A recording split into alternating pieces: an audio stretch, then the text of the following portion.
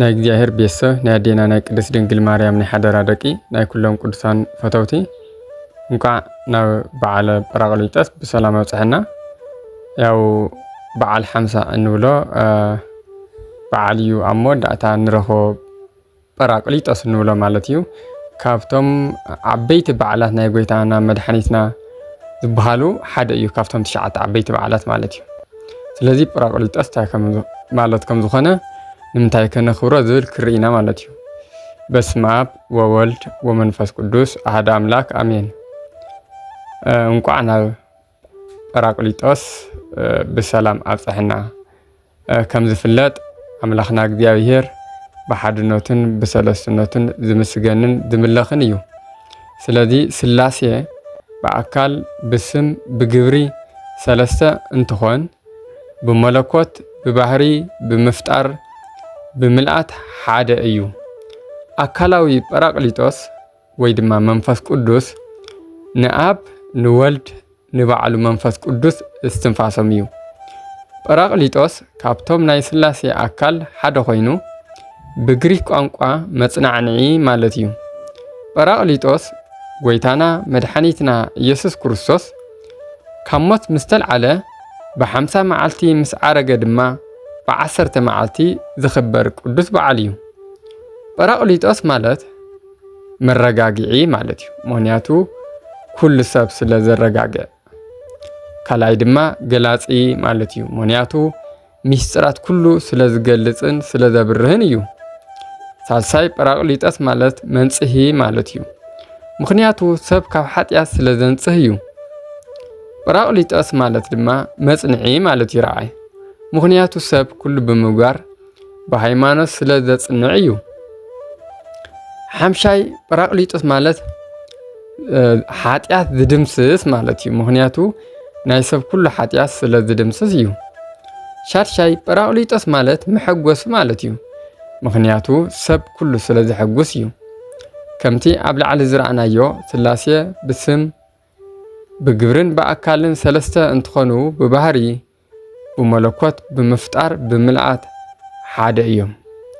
ብስም ሰለስተ እዮም ክንብል ከለና አብ ወልድ መንፈስ ቅዱስ ማለት እዩ። ማቴዎስ ምዕራፍ 28 እንረኽቦ። ካልኣይ ብአካል ሰለስተ እዩ ክንብል ከለና ድማ አብ ፍጹም አካል ፍጹም መልክዕ ፍጹም ገጽ ኣለዎ።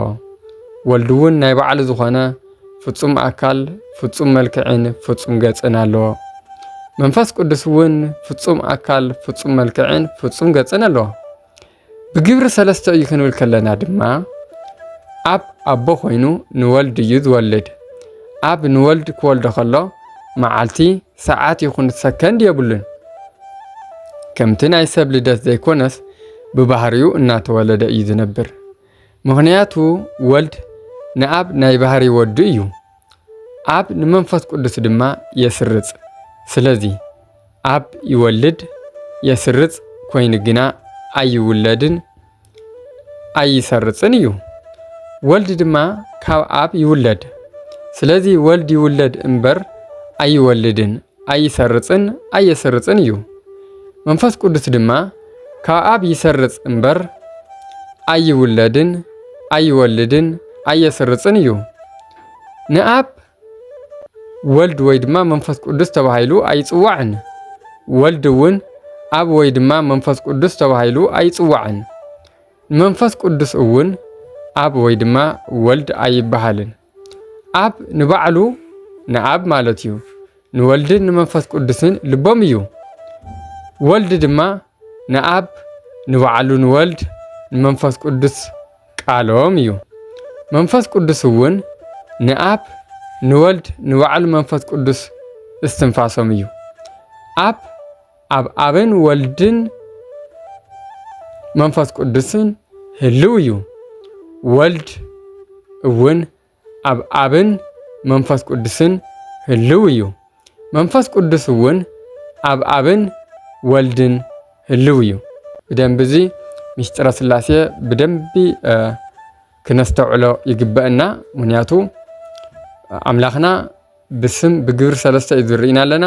ስለዚ እዚ ድማ ብህላዊ እዩ ዝነግረና ኣሎ። ምክንያቱ አብ አብ ማለት እዩ እግዚአብሔር አብ ወልድን መንፈስ ቅዱስን ህልው እዩ ወልድ ድማ አብ አብን መንፈስ ቅዱስን ህልው እዩ መንፈስ ቅዱስ እውን አብ አብን ወልድን ህልው እዩ ንብለለና ማለት እዩ ብባህሪ ብመለኮት ብምፍጣር አብ ወልድ መንፈስ ቅዱስ ሓደ አምላኽ ይበሃል ስለዚ ጰራቅሊጦስ ዝብል ስም ናይ መንፈስ ቅዱስ ስም ጥራሕ እዩ ጰራቅሊጦስ እግዚአብሔር እዩ እግዚአብሔር ዝብል ስም ናይ አብ ናይ ወልድ ናይ መንፈስ ቅዱስ ስም እዩ ጰራቅሊጦስ ጎይታናን መድኃኒትናን ምስ ዓረገ ኣብ 10 መዓልቲ ነቶም 120 ቤተሰብ ኣብ ናይ ማርቆስ ኣደ ተሰባሲቦም እመቤታችን ቅድስት ድንግል ማርያም ኣደ ጎይታና እውን ኣብ ማእኸሎም ገይሮም እናጸለዩ እናሃለዉ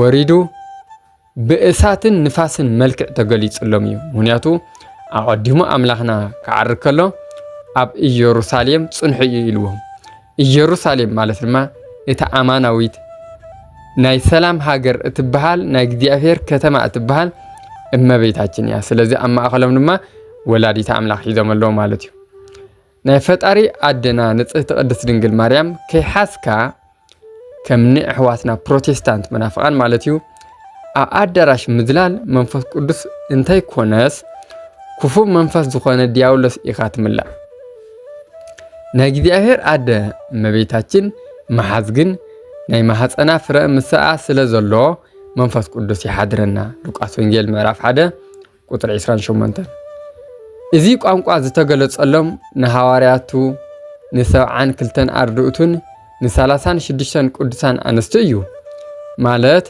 ንኩሎም ከም ዓቕሞም ተገሊጹሎም እቲ ዝለዓለ እቲ ናይ መጀመርያ ኣፎም መኽፈቲ ቋንቋ ከይሓወስካ 71 ንሐዋርያት ምስ መኽፈቲ ኣፎም ሓዊስካ 72 ቋንቋ ንብሎ ማለት እዩ እቲ ዝተሓተ ከዓ 15 ቋንቋ ኮይኑ ን36 ቅዱሳን ኣንስትን ን72 ኣርድእትን ከም ዓቕሞም ተገሊጹሎም እዩ ግብረ ሐዋርያት ምዕራፍ 2 ቁጥር 1 ዝኾነ ይኹን ቋንቋ 5 መሰረታዊ ነገራት ኣለዎ ንሳቶም እውን ዝጸሓፈሉ ፊደል ስም ዝጽውዐሉ ሃገር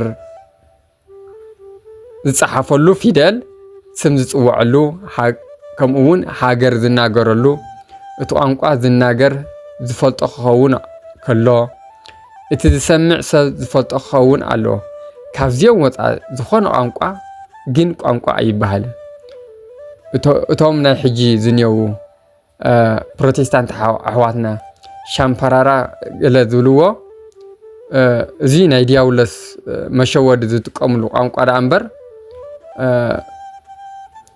እዚ ንግግር እዚ ብምንጋሮም መንፈስ ቅዱስ ወሪድልና እናበሉ ዝናገርዎ ቋንቋ ፊደሉ ጸሓፉልና እቲ ሻምፓራራ ገለ ዝብልዎ ማለት እዩ ሃገሩ ኣበይ እዩ ትርጉሙ እንታይ እዩ እንተተባሂሎም መልስ የብሎም ስለዚ መንፈስ ቅዱስ ዝገለጸሎም እንተይኮነስ ርኹስ መንፈስ ኣብ ህይወቶም ስለ ዘሎ ምዃኑ ክንፈልጥ ኣለና እመቤታችን እውን ስለ ዘይሓዙ ማለት እዩ መንፈስ ቅዱስ ንሐዋርያት ዝገለጸሎም ቋንቋ ካብ ዝተፈላለየ ሃገር ዝተኣከቡ ሰባት ዘምህርሉ ቋንቋ እዩ መንፈስ ቅዱስ ንሐዋርያት ብሓውን ብንፋስን መልክዕ እዩ ተገሊጹሎም መንፈስ ቅዱስ ንምንታይ ብንፋስ መልክዕ ተመሲሉ ክንብል ከለና ንፋስ ረቂቕ እዩ መንፈስ ቅዱስ እውን ረቂቕ እዩ ንፋስ ሓያል እዩ መንፈስ ቅዱስ እውን ሓያል እዩ ንፋስ ፍረ ካብ ሓሰር ይፈሊ መንፈስ ቅዱስ እውን ጻድቃናት ካብ ኃጢአተኛታት ይፈሊ ንፋስ ሙሉእ እናሃለየ ኣይፍለጥን ባሕሪ ክግስጽ ተኽልታት ክንቀሳቐስ ከሎ ግና ይፍለጥ እዩ መንፈስ ቅዱስ እውን ሙሉእ እናሃለየ ኣይፍለጥን ቋንቋ ከናግር ሚስጥር ክገልጽን ክትርጉምን ከሎ ግና ይፍለጥ እዩ ንፋስ ደስ ዝብል መዓዛ ሽታ የምጽእ መንፈስ ቅዱስ እውን መዓዛ ጸጋ የምጽእ ስለዚ መንፈስ ቅዱስ ብምንፋስ ተመሲሉ ማለት እዩ መንፈስ ቅዱስ ካልኣይ ድማ ንምንታይ እዩ ብእሳት ተመሲሉ ክንብል ከለና ሓዊ ወይ ድማ እሳት ሙሉእ እዩ መንፈስ ቅዱስ እውን ሙሉእ እዩ እሳት ናይ መዓዛ ጣዕሚ የምጽእ መንፈስ ቅዱስ እውን ጣዕሚ ጸጋ መዓዛ ጸጋ የምጽእ እሳት ብመጠን ክንመውቕ ከለና ህይወት ይበና ካብ መጠን ላዕሊ እንተመይቁና ግና የቃጽለና እዩ መንፈስ ቅዱስ እውን ብደንቢ በቲ ዝተጻሓፈ እንተመርሚርናዮ ህይወት ይበና ካብቲ ዝተጻሕፈ ወጻኢ ብስጋው ፍልስፍና እንተመርሚርና የግና ይቐዝፍ የጥፈአካ እዩ እሳት ዘቕረብካሉ የቃጽል መንፈስ ቅዱስ እውን ህዝቢ ይኹን አሕዛብ ዝጸለይዎ ጸሎት ዘቕረብዎ መስዋዕቲ ይቕበል ሓዊ ገደል ይኹን ማይ እንተዘይከልኪልዎ ኩሉ ኸጥፊ ይኽእል እዩ መንፈስ ቅዱስ እውን ቸርነቱ እንተዘይከልኪልዎ ኩሉ ኸጥፍእ እየ እንተኢሉ ይከኣል እዩ ወመንፈስ ቅዱስ አምላኽ ስለ ዝኾነ ናይ አምላኽ ናይ ባህሪ ህይወቱ ስለ ዝኾነ አካላዊ መንፈስ ቅዱስ አካላውን ስለ ዝኾነ ቸርነቱ እንተኸልኪልዎ እምበር ኩሉ ኸጥፍየ እንተኢሉ ይከኣል እዩ ማለት እዩ እሳት ዱር አቃጺሉ ይገልጽ መንፈስ ቅዱስ እውን ሚስጥር ይገልጽ ሓዊ ወይ ድማ እሳት ዝበልዖ መሬት ንተኽልን ንዘርእን ይስማዕማዕ ወይ ይምቹ መንፈስ ቅዱስ ዝሓደረ ሰውነት እውን ንገድልን ትሩፋትን ይምቹ ወይ ድማ ይስማዕማዕ እዩ ስለዚ መንፈስ ቅዱስ ብእሳት ተመሲሉ ንብል በዚ ምክንያት እዩ ናይ ግብረ ሐዋርያት ትርጓሜ እንረኽቦ አምላኻዊ ቃል እዩ ስለዚ ንሕና ድማ ኩሉ ግዜ እዚ ቃል እዚ አስለ ልቦናና አሕዲርና እናተገርና እናፈጸምና እመቤታችን በቃል ኪዳና እናተባሓጸና ናብ ህይወትና መንፈስ ቅዱስ ሓዲሩ ሓጢአትናን በደልናን ከጥፈአልና ሰላምን ረሃዋን ቅሳነትን ክሓድረና ኩሉ ግዜ ክንተግህ እዩ ዝግባእ ስለዚ ንስሐና አተና ናይ አምላኽና ናይ መድሓኒትና ቅዱስ ስጉን ኩርዶምን ክንቕበል ይግባእ ኣብ ህይወትና እግዚአብሔር ምእንቲ ክሓድር ስለዝነበረና ግዜ ናይ አቦታትና አምላኽ ቅዱስ እግዚአብሔር ዝተኸበረን ተመስገነን ይኹን ወስብሐት ለእግዚአብሔር ወለወላዲቱ ድንግል ወለመስቀሉ ክቡር ንዘለዓለም